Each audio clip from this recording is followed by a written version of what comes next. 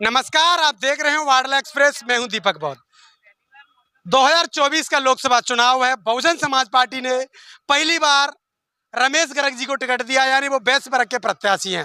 साथ ही एक तरफ दो क्षत्रिय समाज के लड़ रहे हैं, तो एक तरफ आप देख सकते हैं बहुजन समाज पार्टी एक राष्ट्रीय पार्टी है, जिससे माध्यम से बहुजन समाज पार्टी ने पहली बार बेस वर्ग का प्रत्याशी मैदान में उतारा है।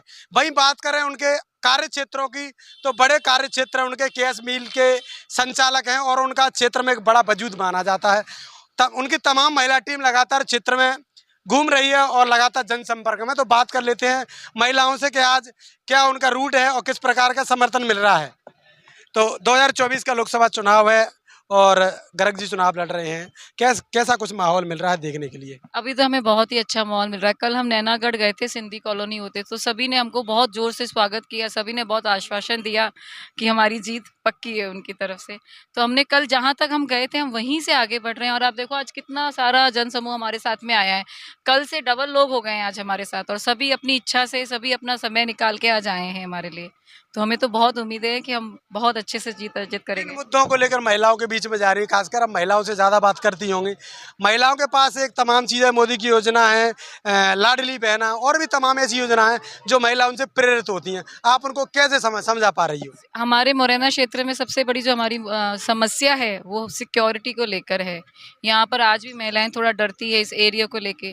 तो हमारे पास एक ये सबसे बड़ा मुद्दा है कि हमको ऐसा लगता है कि हमारे यहाँ का प्रत्याशी जब आगे सदन में बैठेंगे तो ज़रूर वो यहाँ की सुरक्षा के लिए और इन लोगों की सेफ्टी के लिए कुछ ना कुछ अच्छे उनके होंगे। रोजगार के मुद्दों पर क्या कुछ कहेंगे? रोजगार के मुद्दे महिलाओं के लिए हों, युवाओं के लिए हों, तमाम रोजगार हैं जिसमें अभी सरकार फैल रही है मुद्दे में। तो आप किस प्रकार से देख रही हैं उसको? हम एक ही बात कह सकते हैं कि रमेश चंद्र गर्ग जी के बारे में अगर आप जानते हो तो उन्होंने, जबकि वो सरकार में नहीं थे, उसके बावजूद भी जो महिलाएं यहाँ पे जब भी कोई समस्याएं लेकर आई हैं तो उन्होंने उसको लेकर उनकी पूर्ति की है।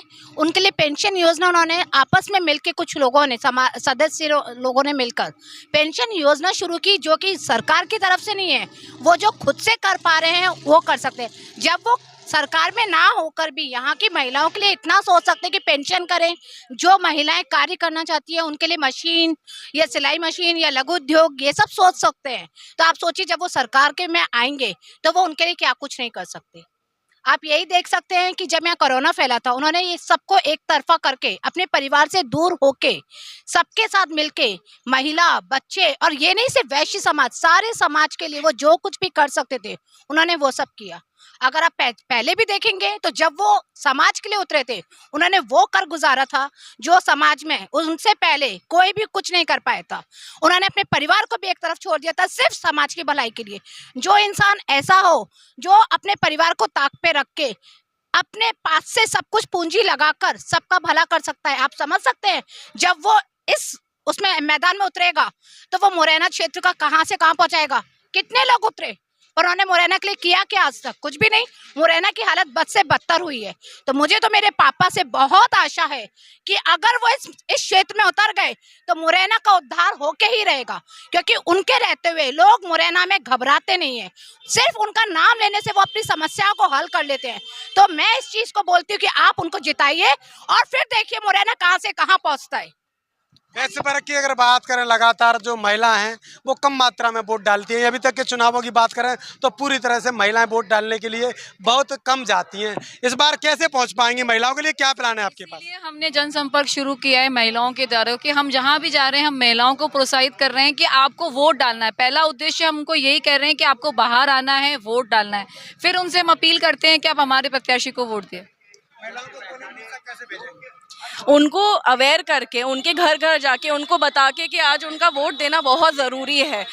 मतलब वोट रमेश चंद्र जी को देना अलग बात है, पर अभी मुद्दा ये है कि वो वोट दें। और ये एक मौका जो बाबा को मिला है, रमेश बाबा को, वो एक बार मिला है, बार बार शायद ना मिले। तो इसलिए एक ही बार में उस चीज़ को पूरा भरपूर उपयोग करें और इस मुरैना को सच में मतलब बदतर स्थिति से बाहर निकाले और विकास के लिए आगे बढ़े। और मैं बिल्कुल दावे से कह सकती हूँ कि अगर बाबा यहाँ आ गए, रमेश बाबा को यहाँ सीट मिल गया, तो मुरैना का उद्धार ही उद्धार है।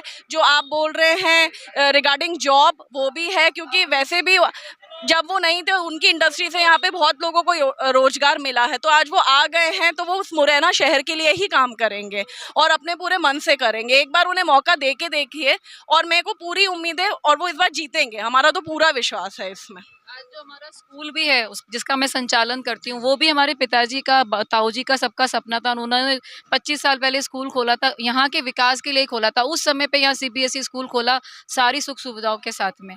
तो अगर ये लोग अगर सत्ता में आ गए तो आप सोच नहीं सकते मुरैना का क्या विकास होगा। चलिए, तो लगातार अन्य महिलाओं से ही बात कर लेते हैं। क्या कुछ मुद्दे लेकर जा रही हैं? आप भी क्षेत्र में जा रही होंगी, क्या कहती हैं महिलाएं? महिलाओं के लिए, उनके बच्चों के लिए सबसे बड़ा ये संदेश है कि मुरैना के बच्चों के लिए सबसे बड़ा संदेश है कि शिक्षा के क्षेत्र में जो पूरे देश में एक मुरैना की छवि बनी हुई है, उस छवि को सुधारने के लिए ये उनके लिए बहुत अच्छा मौका है कि अगर ऐसे व्यक्ति को वोट देंगी जो मुरैना के विकास के लिए बिल्कुल सक्षम है और उन्होंने प्रण किया है उन्होंने कि हम मुरैना का विकास करेंगे, तो ये बहुत ही अच्छी पहल होगी और मुरैना का विकास जरूर होगा। चलिए, तो लगातार बने रहिए वाडला एक्सप्रेस के साथ। यूट्यूब, इंस्टाग्राम, फेसबुक पर हमारे साथ जुड़िए, देखते रहिए वाडला एक्सप्रेस। मैं हूं दीपक, बहुत बहुत धन्यवाद।